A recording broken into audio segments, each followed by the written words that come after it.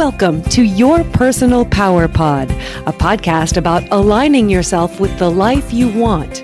And here are your hosts, Sandy Abel and Shannon Young.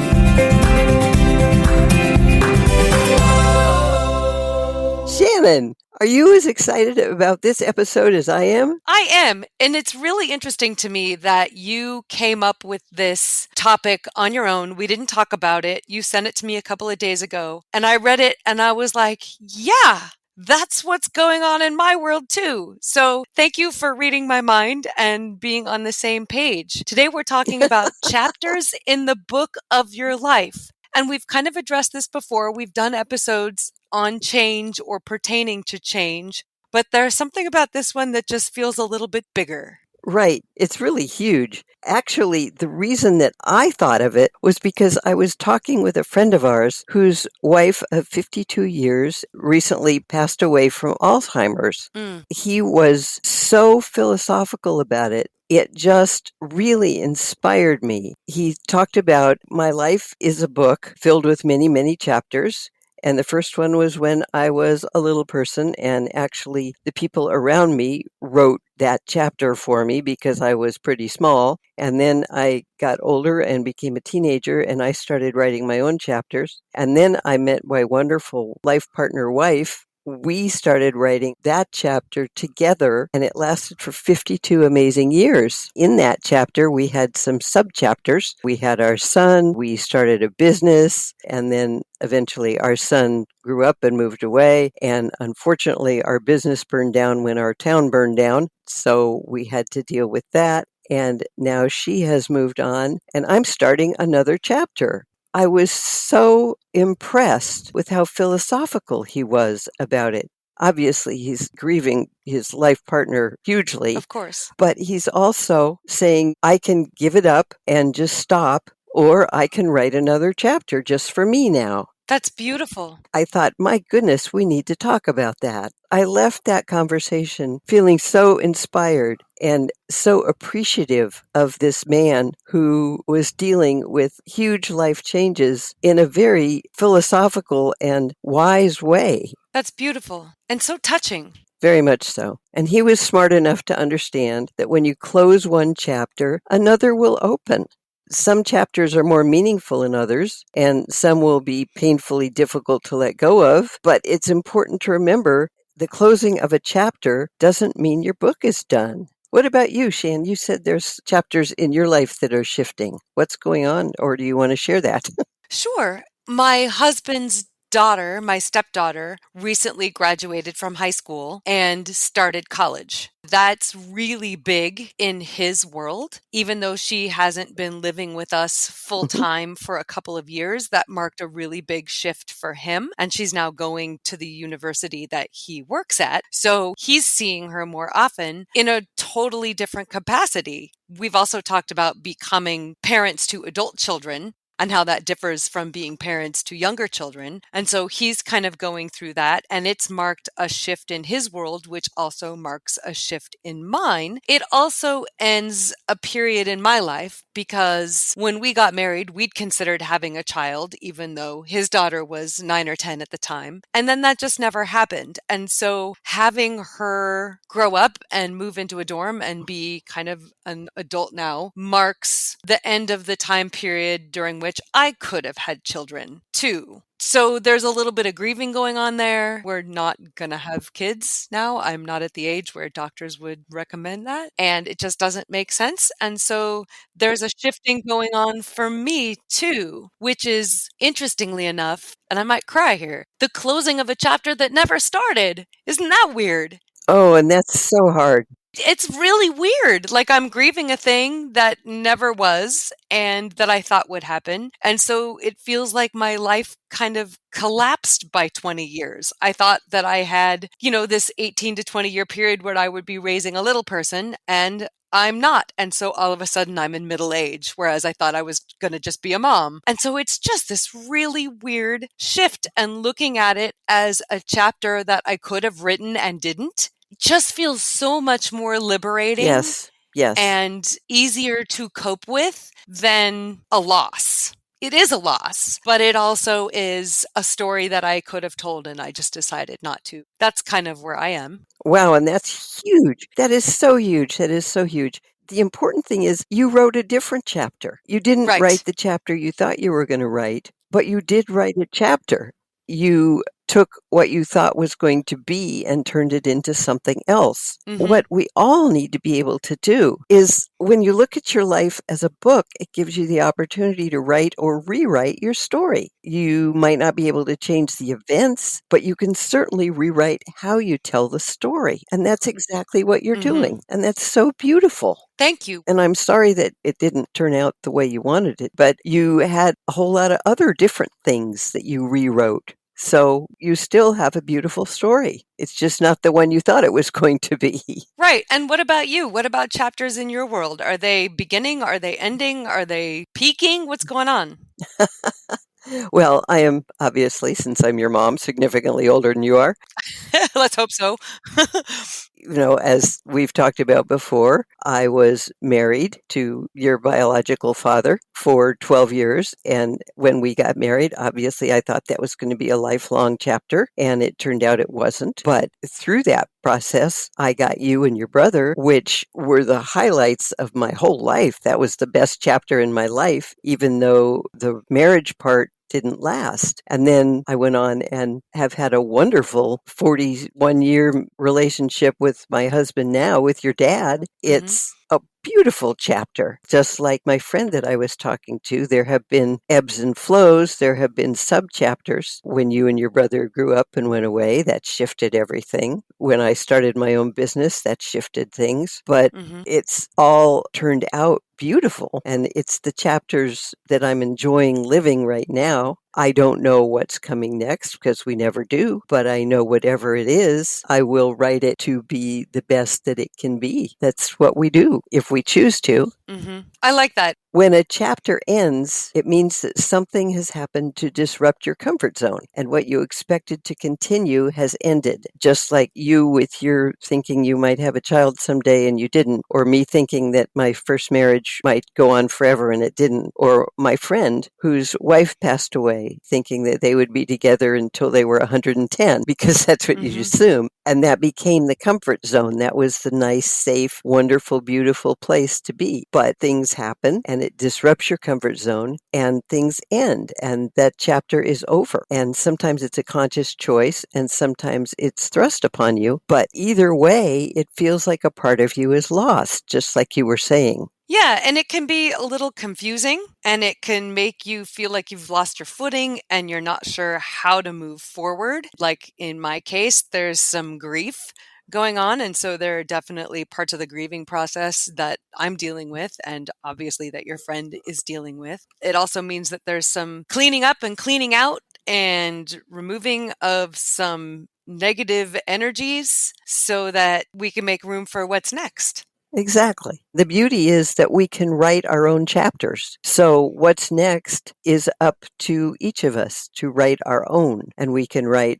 a drama, we can write a struggle suffer book, or we can write a happy, joyful, loving book. And we each have the choice to do that. Each part of it is a different chapter. So, how do we go about actively creating these chapters? It's helpful to look at what has recently passed as a chapter because that makes it easier to move on. I think just saying, oh, well, I'll just close the book on that chapter and then move on to the next one. But with looking forward, that's much more of an active, creative process. Absolutely. Like you said, you have to identify why it's ending, that there is a chapter and it's ending, and get clear on what it was and what's changed, and then learn to accept the shift and look at your feelings about it. Identify what you learned from the last chapter and where you are now and where you might want to go. I think that's huge, that looking at your feelings and identifying what you learned, because so frequently when something happens that's uncomfortable or painful or we experience a loss, the last thing we want to do is look at it. It's hard. It hurts. It makes you Yes, deal with truths and information about yourself that maybe you don't want to know. And so giving yourself the space to feel those hard feelings and experience them, even though it's not a fun thing to do, it will help you move out of them a whole lot faster. Definitely. And when you do that, you have to be gentle with yourself as you're coming to terms with the changes and deal with the grieving process, which, as we've talked about before, you even grieve for positive events when something big, huge, positive, like your child gets married. That's an exciting thing, but it's Mhm. also something that you're going to grieve for. So you have to give yourself time and just be gentle with yourself. Yes, allow yourself to feel stuff and express it. And then look ahead to what you want the chapter to be. Yeah, like with us, now that there's a kiddo in college, there are new opportunities for us to spend more time together. And also for my husband to spend more time with his daughter because she's closer to him physically now than she was when she lived elsewhere. So that's super exciting and helps him not feel the loss of having a kid who was kind of dependent. She's not little anymore. Yes, and that's a new chapter too, is when the little person becomes the big person. That's a big change in the chapters. And it's a whole new chapter in her life and in yours. You suggest creating and carrying a self help reminder. Explain that. When you're feeling confused or you're not sure how you want to move ahead, it's good to have a plan. It might be to go for a walk or phone a friend or just breathe deeply and relax your body. For some people, actually writing that down on a little card and sticking it in your pocket is a good thing. So when you start to feel really down, you can just pull out your card and go, oh, yeah, I think I'll go for a walk now. Or, oh, I'm going to go call my friend. And you can always breathe deeply and relax your body or do whatever else will help you relax and start focusing on letting go of the chapter that's ended and writing the next step. It kind of gives you a touchstone, something to bring you back to yourself. Exactly. How to deal with it. That seems to me, when I read some of your notes here, you say create a plan for dealing with stress. And I know for myself, when I'm feeling stressed, the last thing I want to do is create a plan. what what do you mean by that? Create a plan. Well, I think you need to know yourself well enough that you can know ahead of time before you're stressed what helps you relax. Like I know I've talked before about going for a walk really helps me because it helps me be in the present moment. I Mhm. can feel the wind in my face. I can look at the trees and see how beautiful the leaves are. And it gets me right back into being in the now. And that's my stress Mm. relief plan, one of them. So if I start feeling upset about the ending of a chapter or creating a new chapter, which can also be stressful, I will go to my walk or my deep breathing, but I plan that ahead of time. I know some people really like the act of writing in a journal or listening to music or sitting in silence, meditating. That can be really Mhm. helpful for dealing with stress and change. I've also figured out that for myself, it can be really helpful to focus on other people and on how I can help them or doing something that makes me feel productive, which is like writing out a list of things that I want to get done and then crossing them off. That always makes me feel like things are moving and progressing, even when I'm feeling stuck elsewhere or I'm feeling the stress of shifting or endings or change. It gives me a routine that I can then focus on. Absolutely, and that's huge to have that. A really important thing is to be able to give yourself permission to move on. Like our friend whose wife just passed, a lot of people who lose a loved one have trouble letting go of that chapter and just want to stay stuck Hmm. in it, even though it's not really happening anymore. You have to do what he's so wisely done is say, yes, it was beautiful. It was basically my whole life, but now I do have another chapter to write. She wouldn't want me to stay stuck in the old chapter. She would want me to move ahead. So I am giving myself permission to move on. And then you have to take charge of creating your next chapter. And remind yourself that even if things are hard or painful now, they won't always be that way. You will move into another chapter that includes beauty, and it might be different, but it will feel equally as good. Very much so. And if you really feel lost, you might turn to the support people in your life. Talk with them about it. Just let the new chapter unfold. Get an idea of where you want to go and what you want to do.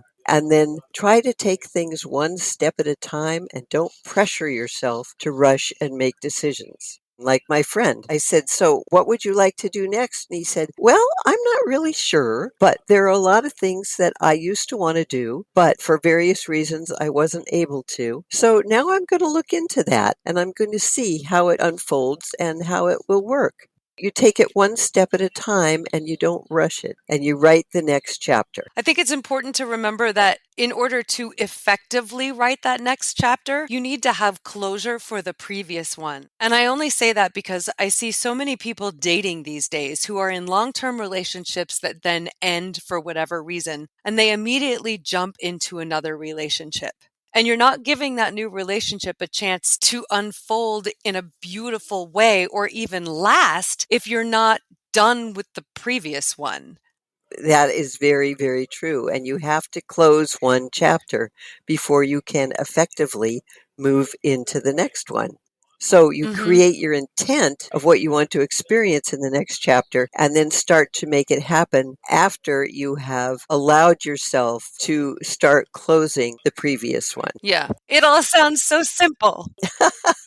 It is not simple at all, but you have the power to write the book of your life and write every chapter the way you want it to be. And even the difficult chapters, you can find the positive in them and make them be what you wanted them to be. You have to be open to new possibilities and claim your personal power, and then you will move ahead and have an exciting new chapter in your life. Thank you for sharing the story about your friend. My heart goes out to him. Oh, well, I was just so touched that he would share that with me, and I was blown away by his wisdom and strength. And I thought, wow, everybody has that capability if you just allow yourself to access it and move ahead. So thank you, Shan, for sharing your story. That was very important. My pleasure. I'm an open book. All my chapters are visible.